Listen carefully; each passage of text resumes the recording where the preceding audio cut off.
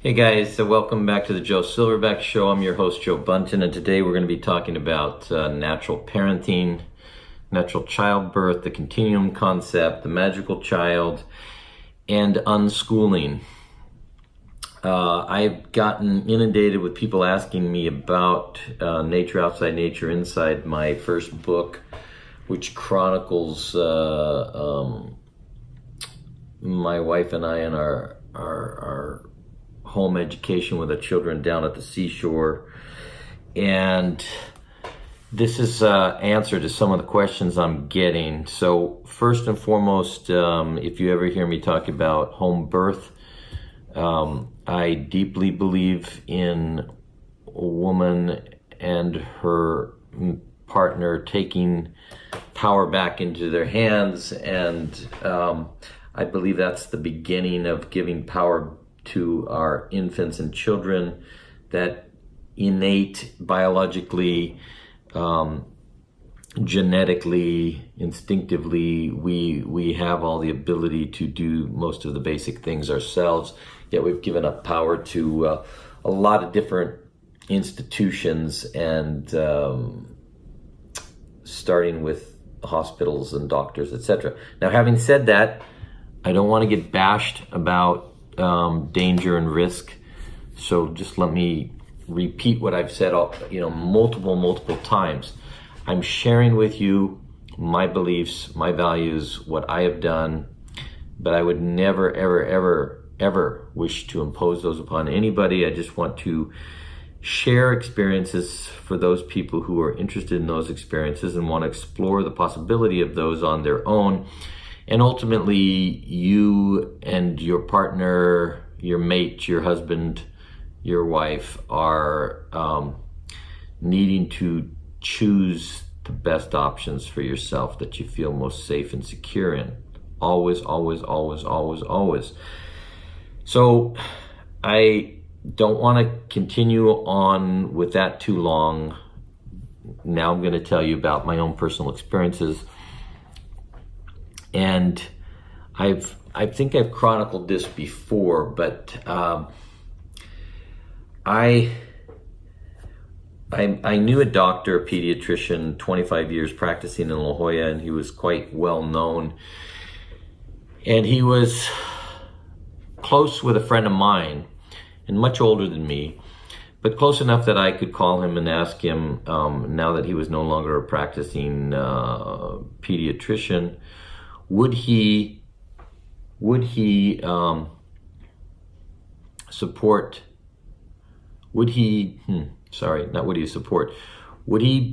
to my home to support us in a home birth? And here's what he said. He said, Joe, I would love to, but my conditioning, my clinical conditioning and my medical training doesn't allow me to.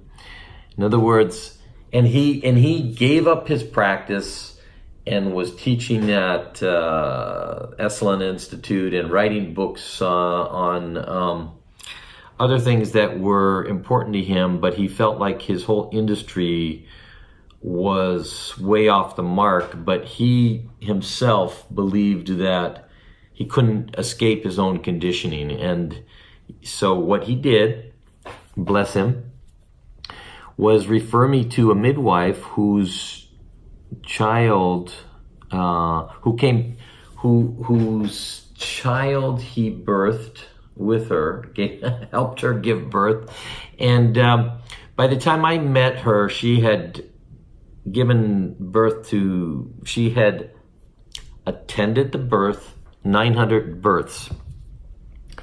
She was quite confident in what she did, and the beginnings of my protector role with Corinne, my children's mother, was going to this midwife and interviewing her. And she laughed. I met her at a graduate dorm up at UCSD where she was renting space, and she laughed at me. She said, I've met women with their girlfriends, I've met women with their husbands, I've met women with their partners, I've met women with their parents. This is the first time I've met the husband without the wife being there. So my protector gorilla primate desire was to interview her and see if I felt that she would be a good fit for my wife. Now, maybe that's because my wife was from France, and maybe that's just because of my own desire to make sure that I was participating in screening somebody who was going to be doing something that was the most critical aspect of my to become family life. Be it as it may, this woman, highly educated, was Jewish. My woman, highly educated, was Jewish.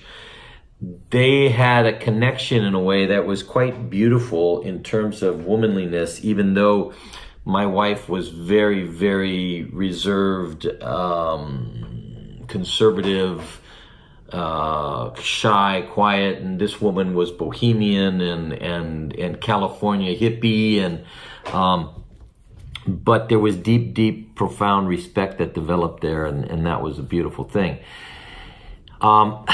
First stage in bringing healthy, welcomed, worthy children into the world is by making our women, our wives, the womb bearers, feel worthy of what they're bringing in through carrying the child, and giving them all the protection that they need, and giving them all the love and tenderness and kindness and gentleness and firmness and leadership and clarity and strength. I hope you got all of those. Those are all crucial to what we as the Silverback, we as the male, we as the leader, we as the rock, when our woman, especially when our woman is pregnant and carrying a child around. That's the time, guys, where uncertainty needs to be shoved under the rug, and clarity of purpose and focus needs to be very, very present.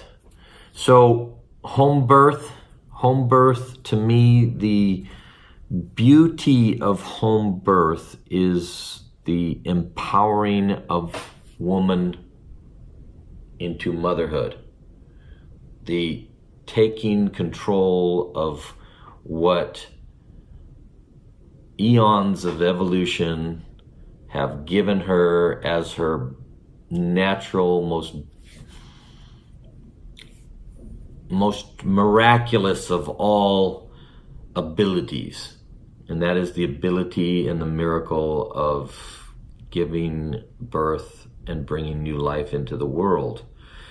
So for me, I want to cherish this and help other people cherish this possibility, because what I saw over watching our 4 children be born at home, and my twin brothers, and who married my wife's sister, their children be born in their home, which was right above ours, was something no less than miraculous, and something close to a primitive tribal experience.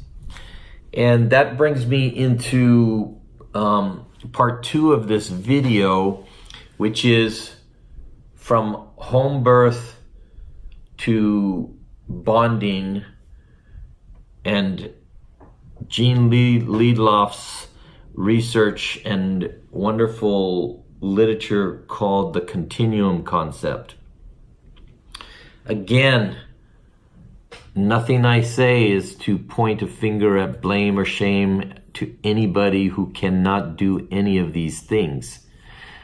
At the same time, I feel compelled to share my own personal experiences and to share the experiences of others. And Gene Liedloff was a writer, journalist, who happened to jump on the bandwagon of some colleagues or somebody who had pointed her to some Italian diamond seekers going down into the Amazon jungles. And Jean Liedloff said she wanted to go with them. And deep in the jungle, she discovered this tribe who really had been living as they had been living forever. They had no connection with the outside world and no connection with the civilized world. And this is 30 plus years ago. Wow. I think it was 1975. And one of the most important things that happened as this writer, journalist, turned anthropologist, discovered and stayed there for quite a long time, recording what she saw with these children that were there. The most important thing that was absent was screaming and crying. It was non-existent. Now, one of the rewind just a bit, on their trek down, some of these indigenous people were kayaking and canoeing them down deep into the jungle. And as they were portaging, there was a point where the one guy turned and the kayak sliced the other guy across the midriff. And there was no scream or crying. There was something that really stunned her, because this was in the heat of jungle humidity that the Italians were, the Italian men that she was with, a group of all men, were all crying about the heat. And this guy gets slashed across his midriff and he laughs. That was Jean Liedloff's, that was her beginning introduction to the indigenous people of the jungle. Now, fast forward in terms of the children and child rearing, one of the things that she noticed was what she coined the continuum concept. So from birth on, they carried the child until the child no longer needed to be carried and no longer wanted to be carried, which was a very natural progression. But primarily the mothers or the fathers carried the children. And of course, in the beginning, it was almost exclusively the mothers in the sling. While they did the 10, 20, 30, 40, 50, 100 things that they were doing in terms of their livelihood, in terms of their gathering foods, in terms of their preparing foods, in terms of their, social activities. And they did all of this with the idea that the infants would learn and absorb social communication, and they also had something vastly different than what we have in Western culture today, which is they didn't put the child as the center of attention. It was sort of like be seen but not heard, or be at my heart knowing that I, love you and nurture, you're part of all of this, but just observe and then be a part, and then take part in it. And at very early ages, from the continuum concept of being carried all the time to when they could walk and move on their own,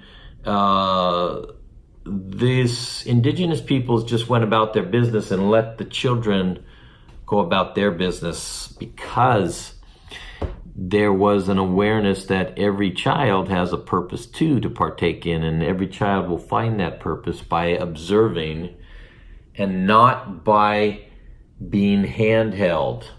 and not by being overprotected, and not by being told, don't do that, or you're gonna fall, or you're gonna hurt yourself. Now, this is very much easier to do when you're in nature than when you're in Chicago or New York, or when you're indoors all the time. But I will say this, in our two families, the beauty of watching this unfold, and in our children, I never had children screaming, ever. It didn't exist. We had in a location that I chose. I think I told you I've rented down at the seashore, and I followed the advice of a wise man, and because I understood that the center of my family universe should be nature, I actually rented a room in some man's house for $200 a month, and coincidentally he passed away, and then I begged the landlord to let us take over, and we rented out 2 of the back rooms to make it work so that we could live down here.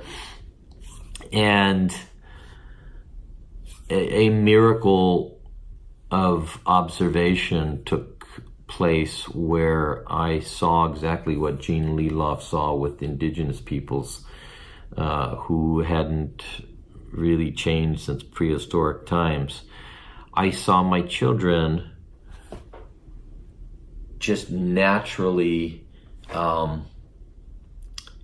exploring, and through self-exploration and through connection with their siblings and their cousins, I didn't have to pay attention to them all the time. And being outdoors, I didn't have to pay attention to them all the time. And when we were indoors, I always had my work that I was doing, so they could come and jump on Papa, and they could climb on me, and they could also see that, you know, Papa had his work that he was doing, because I was always writing and editing, and when I was down at the seashore, I was always writing and editing. And also I was interacting and playing and roughhousing and doing a lot of that. But I never doted on them, and I never allowed them to become the center of the universe, the center of attention. So when we would, I tell you, by 2 years old, when my wife and I walked, and we walked twice a day, once in the morning and once in the evening, at the seashore, the children had to follow behind us. And that's exactly what Gene Leloff says. Guys, I'm going to have to make another video. I've gone past my mark by 3 minutes, and that was my commitment to keeping these brief. But there's so much to say. This is part 1 of the continuum concept, part 1 of natural parenting.